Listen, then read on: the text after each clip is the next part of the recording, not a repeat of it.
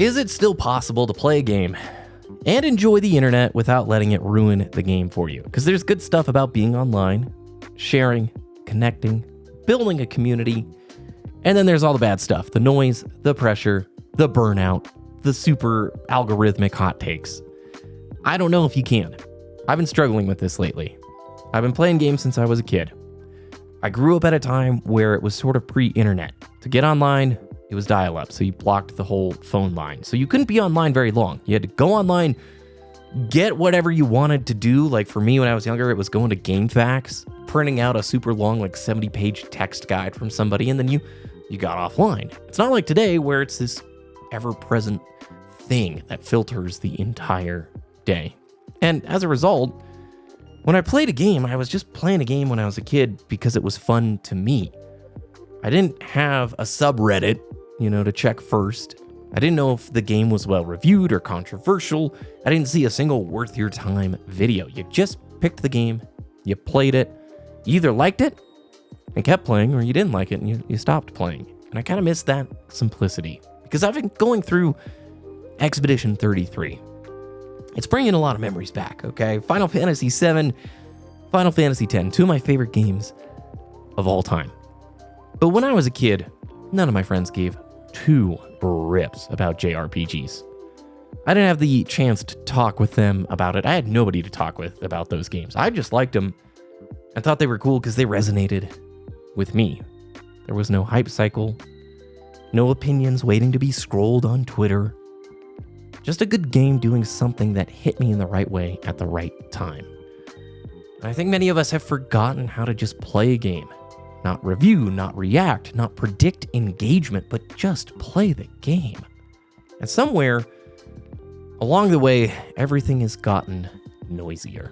Now I'm a creator. That is absolutely going to influence my thought on all of this. I put thoughts out there about games and I read comments all the time. But I don't think this is just a creator thing. There's this constant feeling like whatever you play, you better be ready to talk about it, to defend it, to explain why it deserved your time, or maybe why it didn't deserve your time. Those takes always get to the top of the feed first. And I felt that a lot. You start doing things with an imaginary comment section in your head. Not even just games, it's like hobbies. It's everything now with the internet. You better be optimal at it immediately.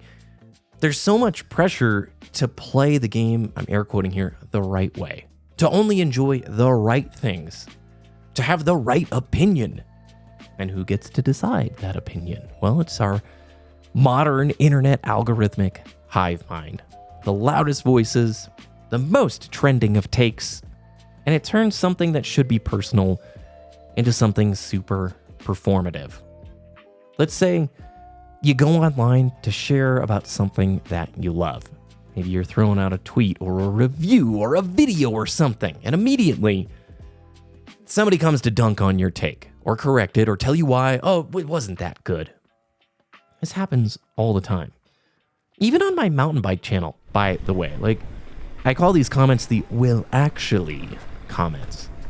And the majority of the comments are amazing and super nice, but there's always somebody who like pushes their glasses up on their nose and goes, "Well, actually, that thing you said about tire pressure or geometry is completely wrong, and let me tell you why you suck." And it's baffling because some of these things, like I raced for a long time. There's a few little bits of expertise. I'm like, I am very confident that I know this little corner right here. And you still have people who will adamantly tell you you're wrong and rain on your parade. And it can wear you down because deep down, most of us, I feel like, just want to connect. We want to know we're not alone in what we feel. But the internet exploits that need. It turns it into content, into noise, into pressure. And maybe it's an insecurity thing with me. Like even when I try and play a game blind with Expedition 33, I still have this desire to go look things up and to find out, well, what did everybody else think about it? Am I in the right? Am I enjoying it? And I want to find out a way to break through some of it.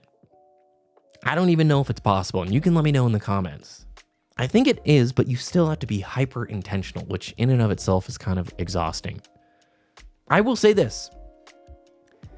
If you have not played a game blind, like going through it without looking at anything online, I encourage you to do that this year. Maybe just one game.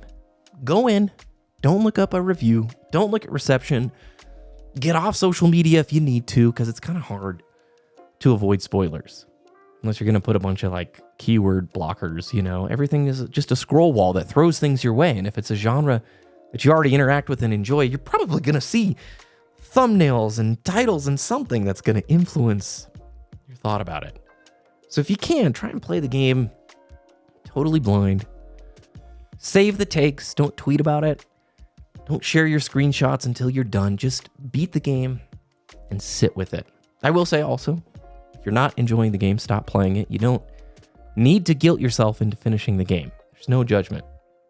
Write down how the game made you feel, either throughout the playthrough or right when you finish it. I use backlogged.com to keep a journal of all the games I beat. When I finish the game, I write a paragraph, I post it there. It's fun to go back to and see where you were at, that feeling right as you beat the game, before you've checked the consensus online, before you've seen the videos, before all the rest of the noise has come in and influenced it.